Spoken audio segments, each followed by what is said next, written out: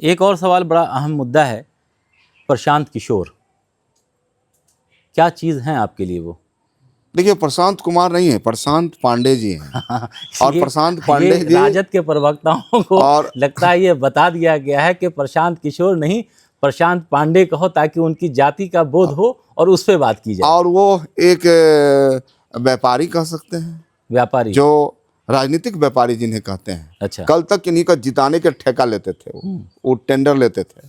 Tender आज लेते थे। टेंडर लेते थे, अच्छा। आप देखिए।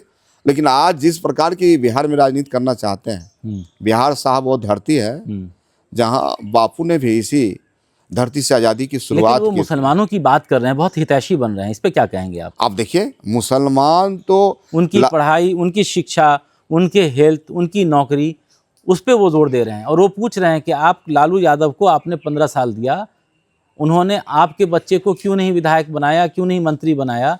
और वो अपने बच्चों को बढ़ा रहे हैं, अपने परिवारवाद की बात करते हैं। नीतीश कुमार ने अपनी, मतलब वो एक अलग हिसाब, नुकसान देखिए, एक फैक्ट है, नुकसान जो होने वाला है प्रशांत किशोर की वजह से आप ही दोनों को होगा, भाजपा को नहीं दिख रहा है। ऐसे में आपका स्टैंड क्या रहेगा? देखिए, आप याद होगा आपको, माननीय नेता प्रतिपक्ष तेजस्वी प्रसाद यादव ने बजट सत्र के दौरान जो बातें कही थी, उन्होंने परिवारवाद पर जो बातें की थी, भारतीय जनता पार्टी और एनडीए के तमाम जो मंत्री थे उनकी बोलती बंद कर दी थी। और देश और बिहार की जनता ने देखने का काम किया था। हमें लगता है कि प्रशांत किशोर जी कुछ भी कर लें, लेकिन बिहार के माइनॉरिटी पूरी तरह से इंटैक्ट है और माननीय तेजस्वी प्रसाद यादव को मुख्यमंत्री बनाने के लिए एकजुट है। लालू प्रसाद यादव वही लालू प्रसाद यादव हैं जहां देश में कहीं भी माइनॉरिटी कमीशन नहीं था साहब, लेकिन लालू प्रसाद यादव ने इस बिहार में माइनॉरिटी कमीशन का गठन किया। बिहार राज्य पहला है। आप जब देखेंगे, जब लालू प्रसाद यादव की सत्ता आती है, तब माइनॉरिटी से कई लोग टिकट देंगे इस बार मुसलमानों को। आप निश्चित, पिछले बार भी आप देख लीजिए, इस बार का लोकसभा का देख लीजिए, यानी जो भागीदारी है। राष्ट्रीय जनता दल तो ए टू जेड की पार्टी है। नहीं, ए टू जेड की पार्टी है। परसेंटेज के हिसाब से देखा जाए तो यादव समाज कितना परसेंट पे है? 14% के आसपास है, लगभग 18% के आसपास मुसलमान है। क्या सीट की संख्या यादवों से ज़्यादा होगी मुसलमानों की? अब तो देखिए, पोल खुल गई है सबकी। नहीं, ये अब तो आबादी के अनुसार तो भागीदारी, जिसकी जितनी आबादी और जिसकी जितनी आबादी, ज़्यादा मिलेगा या कम मिलेगा? क्योंकि आप पार्टी में बहुत महत्वपूर्ण पद पर बैठे हैं। लेकिन निश्चित तौर पे आप देखिए, अब्दुल बारी सिद्दीकी जैसे सीनियर लोग राष्ट्रीय जनता दल के, पूरे भारत के, हिंदुस्तान के, देश के प्रधान महासचिव हैं राष्ट्रीय जनता दल।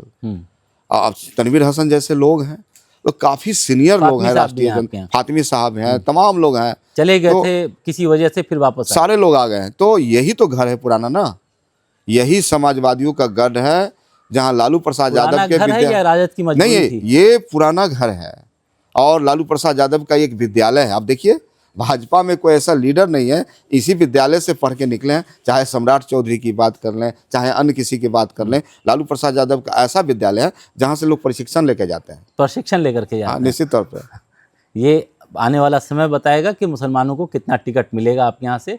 और मुसलमानों की के लिए उत्थान की जो बात आती है, उसमें एक बात आई कि जितना बजट आता था आपका, बिहार सरकार का जो होता था, उसमें माइनॉरिटी की जो बजट था वो बहुत कम था। उस बजट को नीतीश कुमार ने बढ़ाया। इस पे क्या कहना चाहेंगे? नहीं तो निश्चित तौर पे ये तो देखिए, नीतीश कुमार जी एक तरफ आप बताइए, एक तरफ बजट की बात कर रहे हैं और दूसरी ओर जब वक्फ बोर्ड पर बोलने की बात है तो सदन के अंदर भी कुछ नहीं बोल पा रहे हैं। हम लोग को सदन को बहिष्कार करके निकलना पड़ता है। अगर बिहार की आवाम को माननीय मुख्यमंत्री जी को स्पष्ट करनी चाहिए कि हमारा स्टैंड है क्या। आज केंद्र में उनकी सरकार है, बिहार से 8 मंत्री हैं साहब, लेकिन बिहार के विशेष राज्य के दर्जा की बात नहीं करेंगे। आप चिराग पासवान जी, पैकेज तो बहुत बड़ा मिल गया। अब तो पैकेज मिला, क्या पैकेज मिला? आज बताइए, डबल इंजन की सरकार है बिहार में। पिछली बजट में तो कहा गया कि बिहार के लिए ही बजट था ये देखिए, डबल इंजन की सरकार है, लेकिन बिहार में हुआ क्या? एक भी कल कारखाने खुले, कोई शू का फैक्ट्री लगा?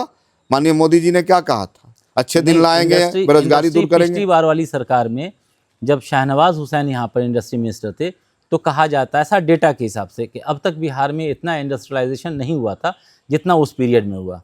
उसके बाद जब आपके साथ आए तो उस वक्त मेरे ख्याल से महासेठ जी इंडस्ट्री मिनिस्टर बने, वो बिल्कुल वैसे ही रुका रह गया। बल्कि अभी फिर जो दोबारा भाजपा की सरकार के साथ वो आए हैं, भाजपा के साथ बनिए, तो अभी भी रुका पड़ा है। तो वो उस बीच तो आया था। लेकिन नीतीश कुमार जी के सरकार में पूरी तरह से अफसरशाही है। किसी भी मंत्री को आज़ादी नहीं है, स्वतंत्रता नहीं है, पूरी तरह से लगाम उनके पास होता है। नीतीश जी के सेक्रेटरी बैठे हैं और 4-5 IAS अधिकारी हैं, या दीपक कुमार की बात करें, प्रत्यय अमृत की बात कर लें, तमाम ऐसे अधिकारी जो बिहार को ऑपरेट कर रहे हैं। और नीतीश जी तो भारतीय जनता पार्टी के हाईजैक हो गए हैं, वो कुछ बोल कहाँ पा रहे हैं। अब देखिए जो उनकी हरकतें हैं, देश और बिहार को शर्मसार करता है। कल ही देखिए पटना में क्या हुआ है। तो अब तो नीतीश कुमार जी रिटायर हो चुके हैं, थक चुके हैं। बिहार मांगता है तेजस्वी प्रसाद यादव, या जो तीसरा नौजवान, विकल्प भी है? नहीं, तीसरा तो कोई विकल्प बिहार में है ही त्रिकोणीय नहीं। होगा मुकाबला, ऐसा ऐसा कहा जा रहा है। देखिए, प्रशांत किशोर दावा कर रहे हैं। देखिए एक तरफ झूठ है, एक तरफ सच है। तेजस्वी प्रसाद यादव मुद्दे की बात करते हैं, वही भारतीय जनता पार्टी झूठ की खेती कर रही है। हम यह कर देंगे, वह कर देंगे, भूतकाल की बात बोल रहे हैं। लेकिन रोड मैप प्रशांत किशोर बार बार बता रहे हैं कि मेरे पास ब्लूप्रिंट है, नौजवानों के लिए, मुसलमानों के लिए, गरीब के लिए, किसान के लिए। आपके पास क्या है? देखिए पूरी तरह से तेजस्वी प्रसाद यादव जी का जो एक विजन है, एक नौजवान विजन है। आप समझिए, तेजस्वी प्रसाद यादव की उम्र 35 साल है। तेजस्वी प्रसाद यादव बिहार की सेवा करना चाहते हैं, 35 साल और सेवा करेंगे। इसलिए तेजस्वी प्रसाद यादव कोई भी ऐसा कदम नहीं उठाएंगे ताकि पॉलिटिकल रूप से उनको नुकसान हो, हानि हो। हमें पूरा भरोसा है, बिहार के आवाम को भरोसा है कि तेजस्वी प्रसाद यादव जो बोलते हैं वो करते हैं। और निश्चित तौर पे बिहार की जनता का विश्वास बढ़ा है उनके प्रति कि एक नौजवान है, एक नौजवान को मौका दिया जाए। वक्फ बोर्ड पे जो मामला अटका पड़ा हुआ है अब तक, क्या वक्फ बोर्ड के लिए राजद सड़क पे उतरेगा? निश्चित तौर पे राष्ट्रीय जनता दल ही ऐसी पार्टी है, मुसलमानों को ये भरोसा दिलाएगा कि उसकी लड़ाई राजद लड़ेगा? निश्चित तौर पे राष्ट्रीय जनता दल ऐसी पार्टी है। ऐसा नहीं करेगा कि आप बढ़ो मैं पीछे से हूँ? नहीं, राष्ट्रीय जनता दल पूरी ताकत से वक्फ बोर्ड में पूरी तरह से इस आंदोलन में राष्ट्रीय जनता दल परिवार ने, पूरा महागठबंधन परिवार हम साथ हैं, सड़क से सदन तक लड़ने को तैयार है। एक आखिरी सवाल, निशांत कुमार को कैसे देखते हैं आप? कि निशांत कुमार अगर आते हैं, नीतीश कुमार के बेटे, जिसके लिए एक तरह से कहा जा रहा है कि वेलकम करने के लिए खुद तेजस्वी यादव खड़े हैं कि निशांत को आना चाहिए, कैसे देखते हैं आप? लेकिन निश्चित रूप से बिहार को एक नौजवान युवा की जरूरत है। और बिहार में तेजस्वी प्रसाद यादव ने जिस प्रकार से अनुभव के आधार पर 2-2 बार नेता प्रतिपक्ष, 3-3 बार उप मुख्यमंत्री के तौर पर बिहार में जो उन्होंने काम किया है, हमें लगता है कि आप निशांत जी को भी तेजस्वी जी के नेतृत्व में आके बिहार को आगे बढ़ाने के लिए आना चाहिए। निशांत जी को तेजस्वी जी के नेतृत्व में आना चाहिए और बिहार को आगे बढ़ाने के लिए समर्पित होना चाहिए। ऐसा क्यों? इसलिए कि नौजवान है ना। ये बात तो वो भी कह सकते हैं कि निशांत बड़े भी हैं, बड़े भाई का रोल भी है, चाचा के बेटा भी हैं, उनको उनके नेतृत्व में तेजस्वी यादव को आना चाहिए। तेजस्वी प्रसाद जी को अनुभव है, संसदीय कार्य का अनुभव है, मंत्रिमंडल सचिवालय का अनुभव है। जैसे तेजस्वी प्रसाद यादव ने जो करके दिखाया है, बिहार की आवाम को भरोसा है। निशांत जी भी पढ़े लिखे इंजीनियर हैं। हम समझते हैं तेजस्वी प्रसाद यादव जी को साथ देकर बिहार की तरक्की में हाथ बटाना चाहिए। ये एक बहुत इंटरेस्टिंग बात आपने कही है जी। और इस विषय पे चर्चा जारी रहेगी। एक नया विषय आपने छेड़ा है। मुझे लगता है ये बात पूरे बिहार में जाएगी कि निशांत कुमार राजद के एक प्रमुख पदाधिकारी, वो एक नई बात का चर्चा मार्केट में लेकर के आ रहे हैं। वो ये कि निशांत कुमार को तेजस्वी यादव के नेतृत्व में काम करना चाहिए और बिहार के विकास के लिए करना चाहिए। ये बहुत इंटरेस्टिंग मामला है और ये अब विधानसभा का एक बड़ा मुद्दा शायद हो सकता है हो जाए। और इसके लिए मतलब एक नया मुद्दा मीडिया को देने के लिए आपने एक नया राग अलापा है। अब ये बात कहाँ तक आगे जाती है ये देखना होगा।